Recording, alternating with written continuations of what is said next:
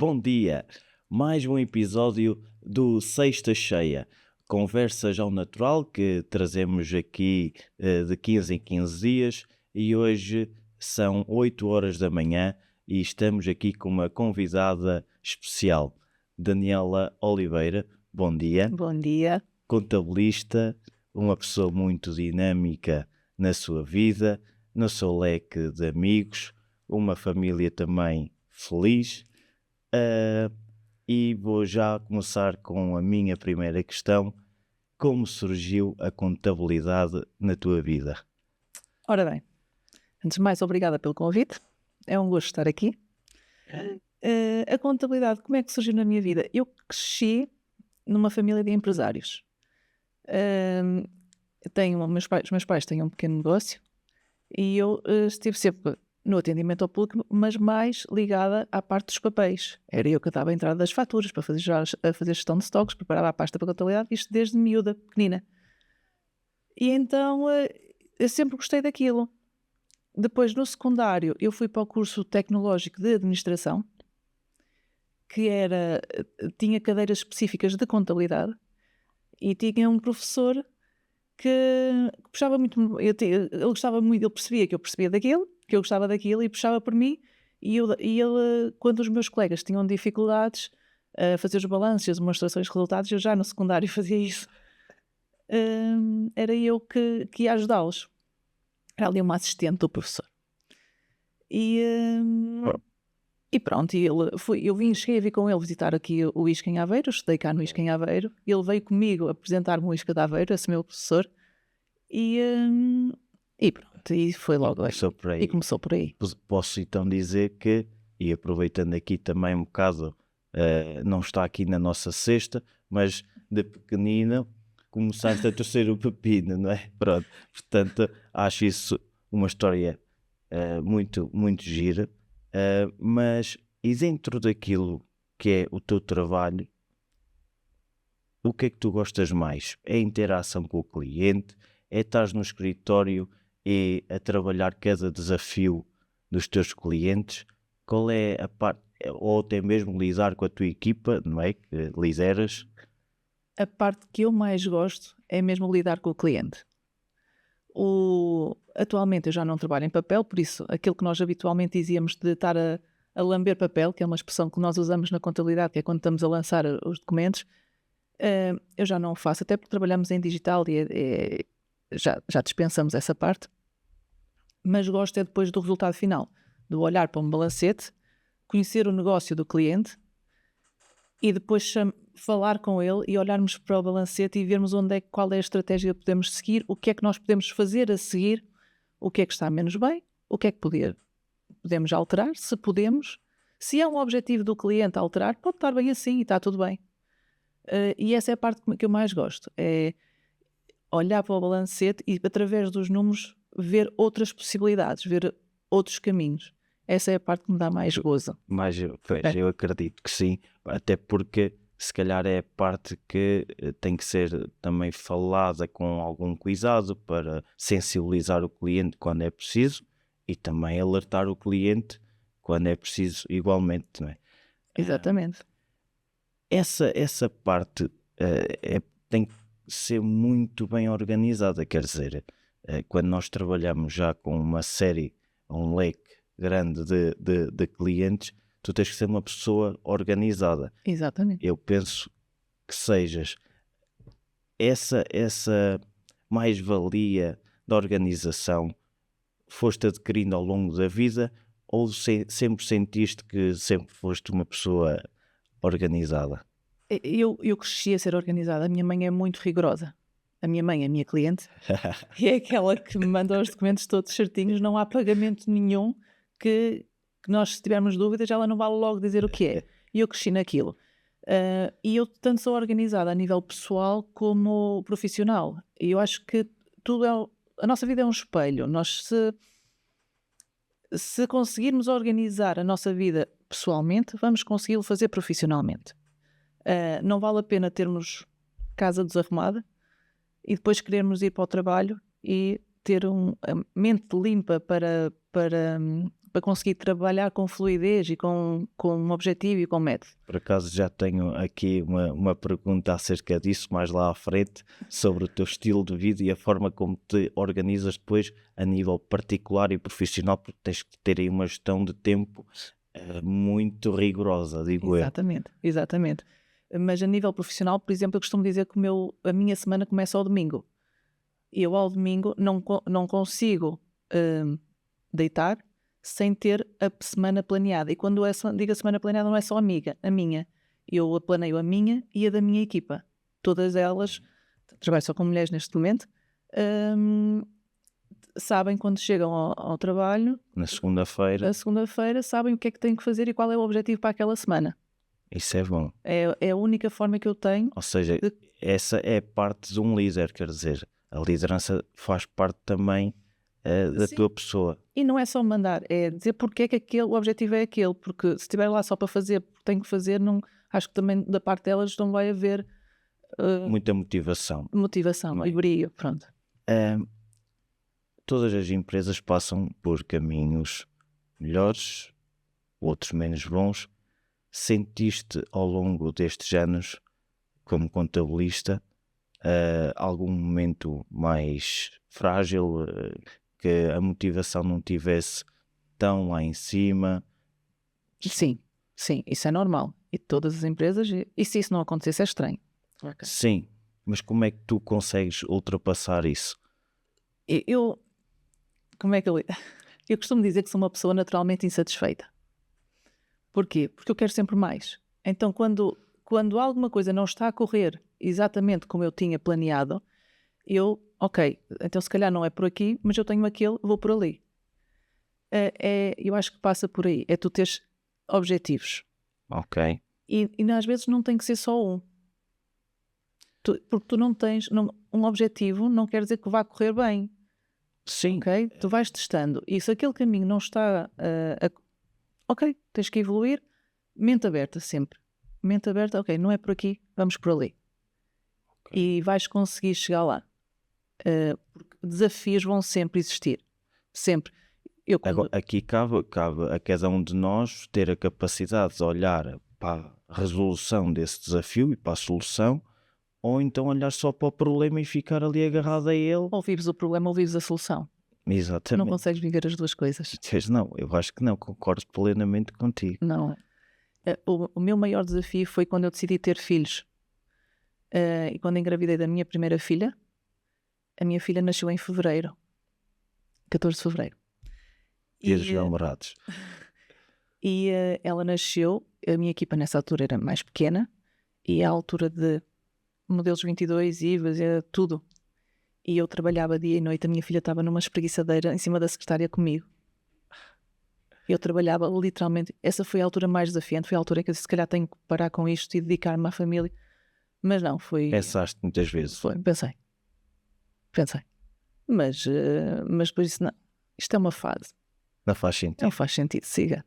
E passou, cheguei até maio. Mas aí também tens de ter um suporte familiar muito bom. Tem. É? Tem. Porque... meu marido está sempre presente. Isso é bonito. E ajuda-me em tudo. Eu acho que a família é o pilar principal, seja em que negócio for. Sim. Independentemente se trabalham até juntos, muitos casais trabalham juntos, por exemplo. Sim. Não é o vosso caso. Não. Mas eu acho que o pilar fundamental para um negócio trabalhar bem e que as coisas aconteçam com naturalidade, para que não haja em casa conflitos, porque nós sabemos muito bem que é difícil deixar de levar os problemas do nosso dia a dia para casa e desabafar, é difícil. Acaba por ir alguma coisa.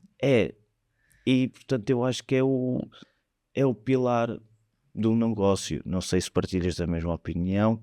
Sem dúvida, até porque, no meu caso em particular, tenho o meu marido, nem eu nem ele somos de cá. A sério? Exatamente. Então nós temos os nossos desafios enquanto empresários, porque ele também é, e não temos suporte familiar para...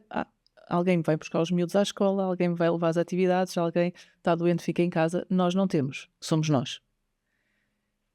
E por isso tem que haver mesmo muito apoio e muito trabalho de equipa. Tem que haver aí um laço, não só de carinho e amor, ou seja, ter uma cesta cheia desses valores, mas também de uma amizade muito grande.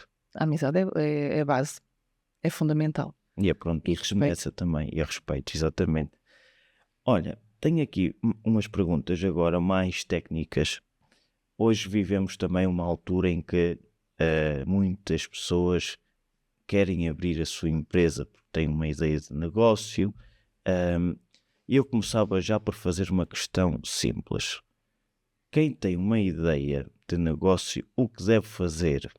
Deve ir por iniciativa própria e abrir uma empresa? Deve consultar um contabilista, um advogado?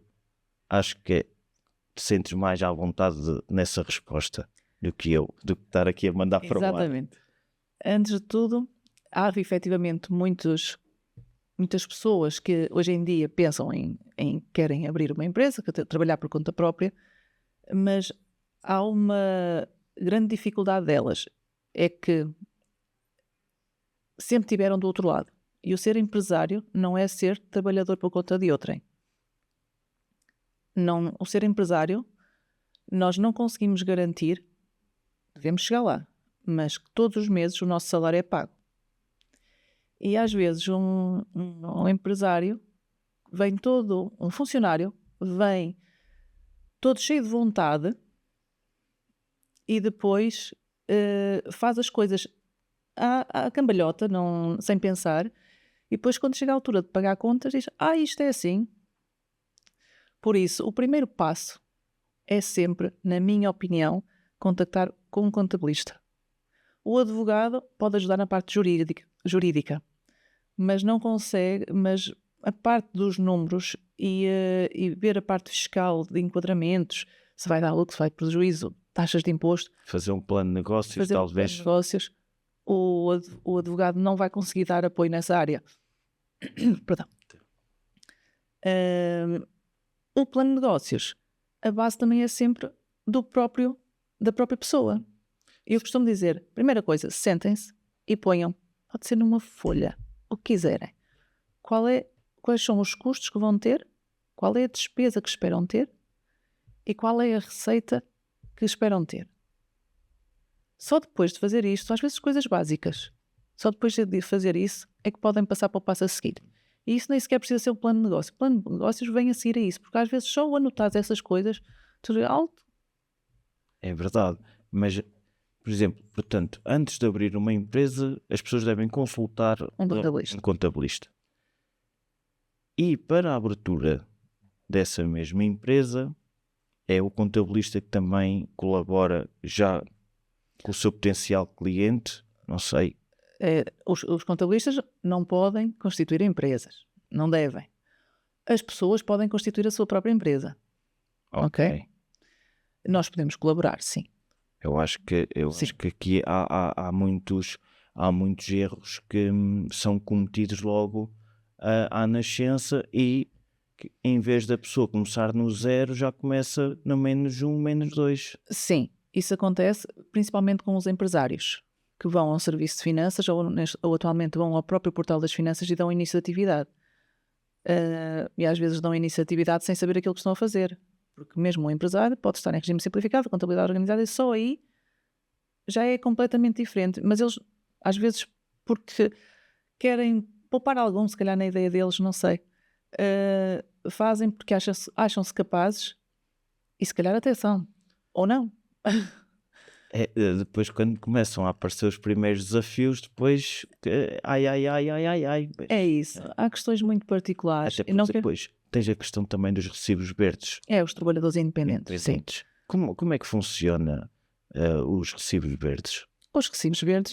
Porque eu tenho amigos que já trabalharam com recibos verdes e depois não sabem que tipo de impostos é que vão pagar no futuro e depois são surpreendidos com uma fatura elevadíssima. O recibo verde é uma iniciatividade simples, só que o que é que acontece?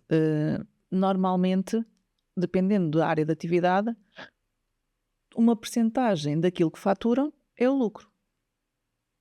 Ok? É sempre lucro. É uma percentagem muito pequenina aquela que é considerado custo. Então, quando vai fazer o IRS, o escalão do IRS pode ser um bocadinho elevado. Além de que há a questão do IVA, que às vezes eles não se acautelam com a questão do IVA e fazem lá, preenchem aquilo para dar isento de IVA, Mas não tem isenção nenhuma. mas não tem nenhuma, pronto.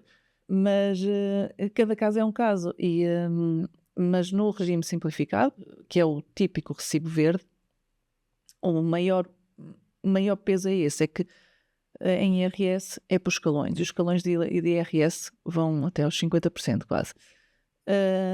E às vezes não é o mais adequado, porque se eu não tenho custos, se eu não tiver custos nenhuns, ok, se calhar até é por aí. Mas se eu tiver uma estrutura de custos, de regra geral, dificilmente o regime simplificado é o mais adequado. Pois é. Dificilmente. São dos recibos verdes, não é? Sim. Portanto, aí já convém constituir empresa ou contabilidade organizada, a mesma em nome individual, ou empresa, sim. Ok. Há pouco, ainda agora, falaste de uma coisa que às vezes é uma incógnita para muitos empresários e que não conseguem entender o porquê que existe, e eu gostava que esclarecesses esse ponto de uma forma simples. O que é o IVA? Do que se trata o IVA? O IVA é um imposto do consumidor final. O empresário não tem que ter medo do IVA. Essa é a coisa, é aquilo que mais me... mas tenho IVA a pagar. É assim, o IVA é pesado. Mas é sinal até de alguma vitalidade da empresa. Sim. Pagar. Não sei. É sinal quando há venda de produto. Agora, se for só serviços, é difícil porque não há nada para abater ao IVA. Há pouquinha coisa a bater ao IVA. Mas o IVA, independentemente de tudo, é do consumidor final. O empresário em si não está a pagar IVA nenhum.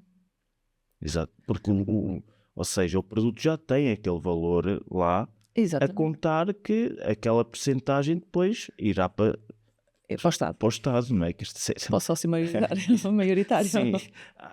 Muita gente diz que todos nós temos um sócio que é o Estado, não é? Mas sobre este tipo de impostos, qual é o mais comum a ser falado dos teus clientes? É o IVA, depois há outros mais, não é? Mas o que eles têm mais medo e que a mim mete mesmo muita confusão é o IVA.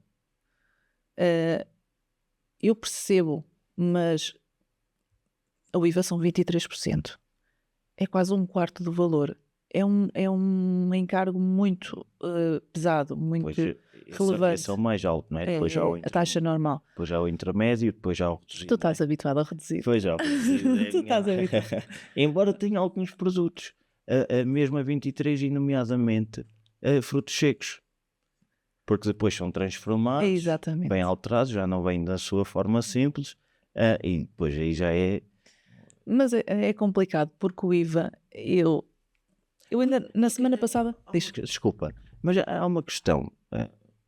Por exemplo, por acaso até tenho algum conhecimento básico, como o produto é 6, depois tenho noção, mas, por exemplo, um produto que eu não sei qual é o IVA, a quem devo consultar? Ao contabilista? Sim, ao contabilista. Questionam.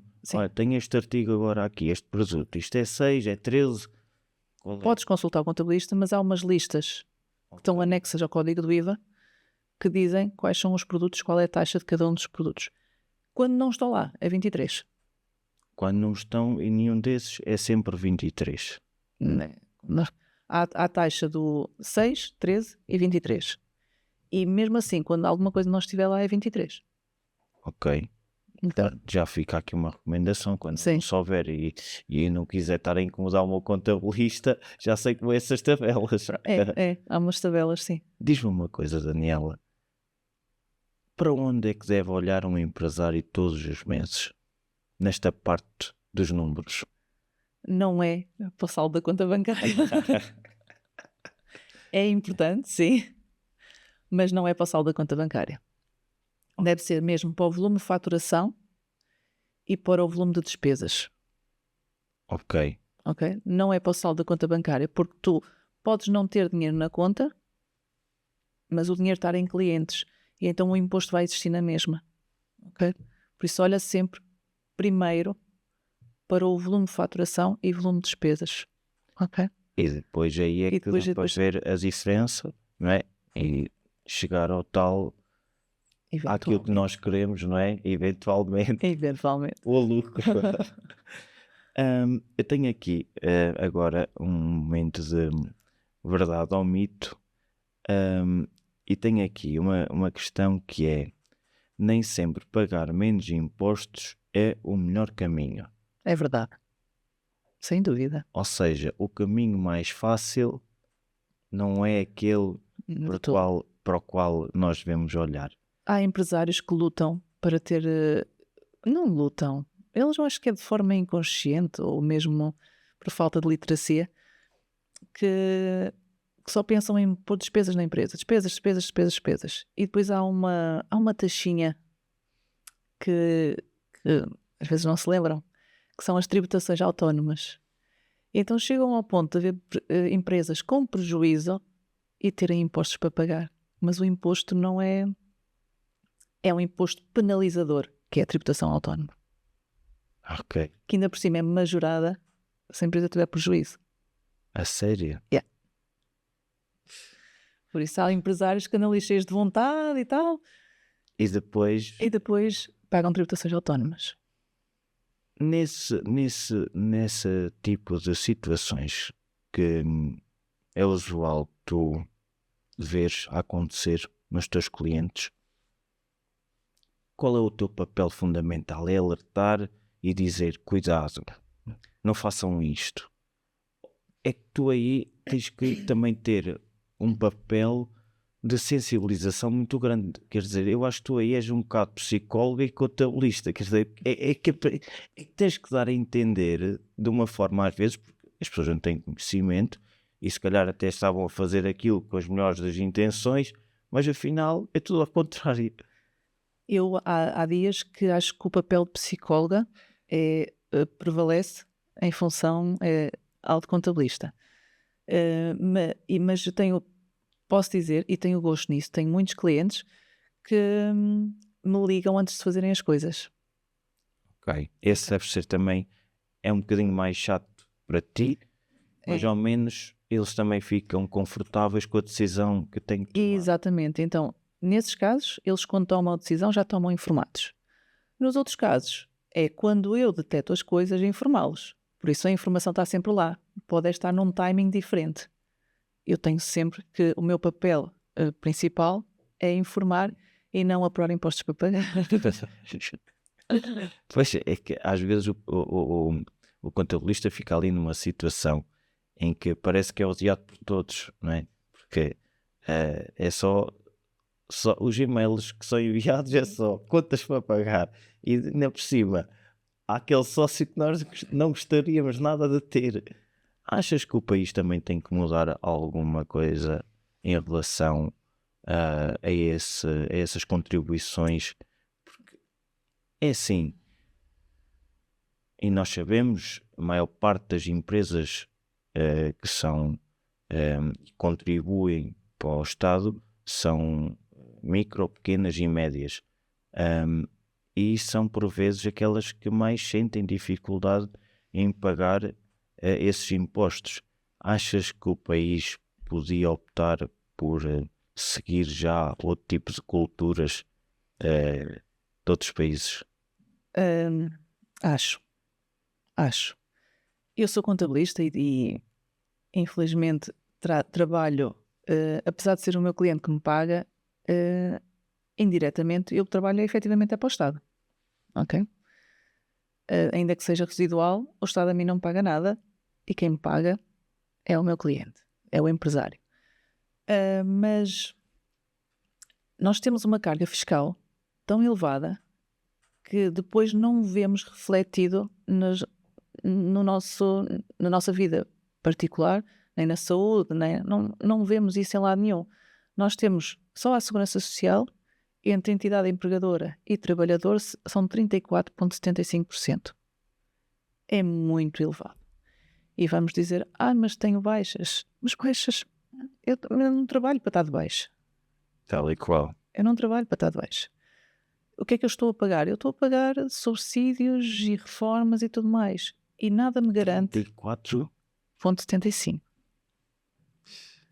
É uma coisa impressionante. Exatamente. Eu acho que as pessoas às vezes que são trabalhadores nem têm noção do esforço que algumas empresas têm que fazer. Mas não fica por aí. Além disso, mais. depois a empresa ainda é obrigada a ter higiene e segurança de saúde no trabalho, seguro de acidentes de trabalho, dar formação. Um trabalhador não custa só 34,75, é mais. E esse tipo de impostos, a mim custa-me pagar. Se eu dissesse, mas eu preciso de um médico, não sei o quê, não me falta nada, se calhar aí até era menos negativo em relação a isso. Mas não, nós não temos acesso a nada, nós se queremos ter saúde, temos que ter um seguro na mesma. Nós estamos a pagar e não sabemos bem para quê. Note. Só em situações muito extremas de cancros e isso é que, pronto, se calhar... mas eu também não vivo a pensar que um dia vou ter cancros. Claro. Tenho que respeitar... A função do futuro, assim, também dessa forma. Exatamente. Mas já que estás a tocar num ponto de saúde e nós hoje com o nosso dia-a-dia tão estressante, tão acelerado, vamos falar de saúde mental. Olha, como é que tu consegues gerir essa parte com a tua vida familiar, pessoal e com o stress do trabalho? Lisas bem? Há dias em que até estás menos motivada. Como é que tu trabalhas essa parte interna? Qual é a resposta que tu queres? Aquela que toda a gente tem que ver ou aquela que é verdadeira? Não, vou dizer as duas. É assim, naturalmente há dias que estou menos bem. Toda a gente tem dias, então mulheres, seja hormonais, pronto. Mas grosso modo lido muito bem. Há uma coisa que eu tenho que fazer, que é a única forma... Há pessoas que dizem que não interessa, é meu. Eu tenho que treinar. É um objetivo sempre diário? Eu tento treinar quase todos os dias. Ok. É aquele bocadinho de deitar alguma raiva para fora. Depois, posso ir, estou bem disposta e siga. Então, eu digo, a que horas começas o teu dia? Às 5:15. Às 5:15 já no ativo ou simplesmente só a acordar? A acordar. O meu despertador toca todos os dias às 5:15. A tua primeira atividade é que horas, por exemplo? Às 5:40. Jesus, uma coisa impressionante. Às 5:40. E o teu dia só acaba? É assim, eu esforço-me para acabar ali por volta das 10. Ok? Esse é o objetivo. Uma pessoa esforça-se sempre para conseguir lá chegar, só que... Às vezes não consigo, não.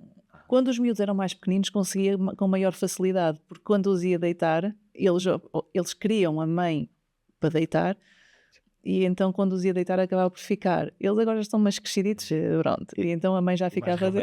também. E então já fico, às vezes eles vão para a cama e eu ainda fico a fazer coisas. Claro, é normal. Falaste aí uma coisa que foi sobre dias difíceis. Há dias assim, nem tudo é um mar de rosas. Como é que tu lidas com isso? Eu enfrento. Eu não meto para baixo do tapete. É com a disciplina? É com o rigor? E com o dar a cara. Ok, há dias difíceis que não correram como previsto, não consegui terminar tudo. Estás a encarar o touro pelos agarrar o touro pelos cornos. Exatamente. É por aí, é mesmo isso. É mesmo nesses isso. dias que parece que o touro vem mesmo da frente e bora, vamos lá encarar. É isso. Mas por vezes também não é fácil, quer dizer, o dia depois tem...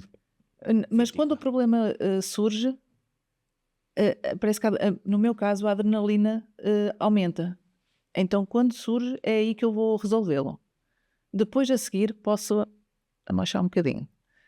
De género, já passou. Achas que, e agora até vou pegar numa coisa que eu acho que até faz todo o sentido, porque tu estás a falar de encarar, e esse encorajamento também tem sido vindo a trabalhar da tua parte, porque sei que também estás inserido num grupo de mulheres sobre empreendedorismo feminino. Não sei Exatamente. se queres contar um bocadinho desse projeto, como é que surgiu, estás por dentro, há quanto tempo, e se te ajuda também no teu dia-a-dia, porque acho que é essa a ponte. Sim, posso falar um bocadinho, até porque acho que é um projeto que deve ser divulgado. Eu fui convidada, eu não estive no início do projeto, eu fui convidada, entretanto, a fazer parte dele. E estou como diretora financeira, como responsável financeiro do UAU, e que é um projeto que essencialmente surgiu para entreajudar mulheres empreendedoras. O que é que eu sentia que me fez aceitar o convite e porque me identifiquei com o projeto?